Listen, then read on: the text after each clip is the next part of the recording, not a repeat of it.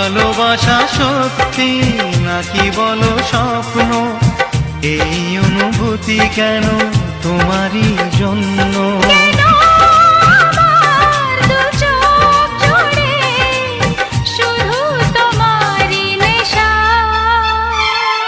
এ ভালো লাগা কাছে আসা, এরই নাম ভালোবাসা।